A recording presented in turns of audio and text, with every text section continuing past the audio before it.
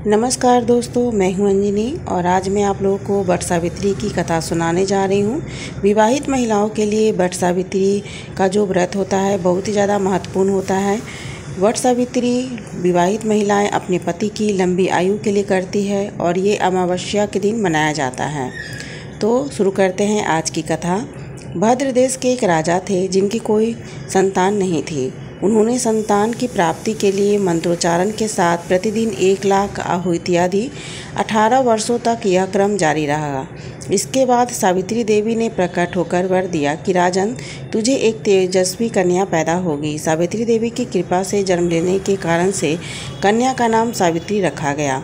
कन्या बड़ी होकर बेहद रूपवान हुई। योग वर न मिलने की वजह से सावित्री के पिता दुखी थे।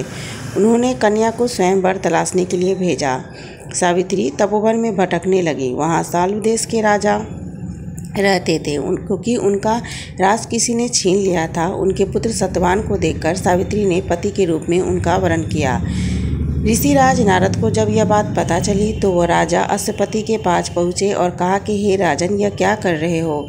सत्यवान गुणवान है, धर्मात्मा है, बल्यवान भी है, पर उसकी आयु बहुत छोटी है। वह अल्पायु है। 1 वर्ष के बाद ही उसकी मृत्यु हो जाएगी। ऋषिराज नारद की बात सुनकर राजा अश्वपति घोर चिंता में डूब गए। सावित्री ने उनसे कारण पूछा तो राजा ने कहा कि पुत्री, तुमने जिस राजकुमार को अपने वर के रूप में चुना है वह अल्पायु है। तुम्हें किसी और को अपना जीवन साथी बनाना पड़ेगा। इस पर सावित्री ने कहा कि पिताजी, 8 कन्याएं अपने पति का वरण एक ही बार करती है। राजा एक बार ही आदेश देता है और पंडित एक बार ही प्रतिज्ञा करते हैं और कन्यादान भी एक बार ही किया जाता है। सावित्री हट करने लगी और बोली कि मैं सत्यवान से ही विवाह करूंगी। राजा अश्वपति ने सावित्री का विवाह सत्यवान से कर दिया।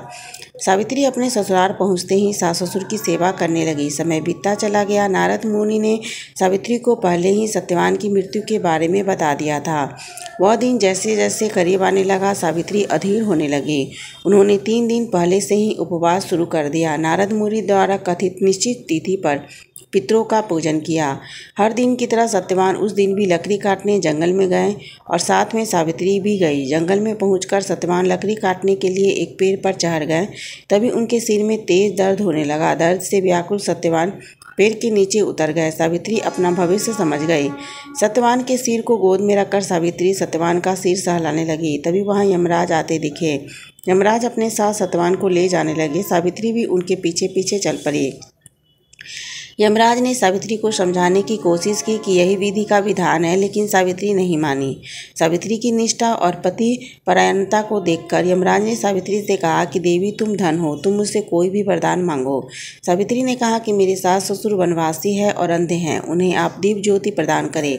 यमराज ने कहा, ऐसा ही होगा, जाओ अब लौट जाओ। लेकिन सावित्री अपने पति सत्यवान के पीछे पीछे चलती रही। यमराज ने कहा कि देवी, तुम वापस जाओ। सावित्री ने कहा कि भगवान, मुझे अपने पति देव के पीछे पीछे चलने में कोई परेशानी नहीं है। पति के पीछे चलना मेरा कर्तव्य है। यह सुनकर उन्होंने फिर से एक वर मांगने के लिए कहा। सावित्री बोली कि हमारे सास ससुर का राज छिन गया है, उन्हें वापस दिला दे। यमराज ने सावित्री को वह वरदान भी दे दिया और कहा कि अब तुम लौट जाओ। लेकिन सावित्री पीछे पीछे चलती रही। यमराज ने सावित्री को तीसरा वरदान मांगने के लिए कहा। इस पर सावित्री ने 100 संतानों और सौभाग्य का वरदान मांगा। यमराज ने इस वरदान को भी सावित्री को दे दिया। सावित्री ने यमराज से कहा कि प्रभु, मैं एक पतिव्रता पत्नी हूँ और आपने मुझे पुत्रवती होने का आशीर्वाद दिया। यह सुनकर यमराज को सत्यवान के प्राण छोड़ने पड़े। यमराज अंतर्ध्यान हो गए और सावित्री उसी वट वृक्ष के पास आ गई जहाँ उसके पति का मृत शरीर पड़ा था। सत्यवान जीवंत हो गए थे और दोनों खुशी खुशी अपने राज्य की ओर चल पड़े। दोनों जब घर पहुंचे तो देखा कि माता पिता को दिव्य ज्योति प्राप्त हो गई है और इस प्रकार सावित्री सत्यवान चिरकाल तक राज्य का सुख।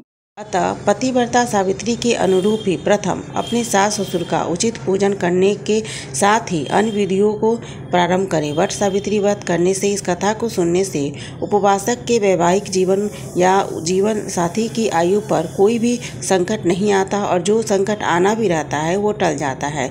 तो दोस्तों, यह है वट सावित्री की कथा और अगर आप लोगों को मेरी ये कथा पसंद आए तो इसे ज़्यादा से ज़्यादा लोगों तक शेयर जरूर कीजिएगा।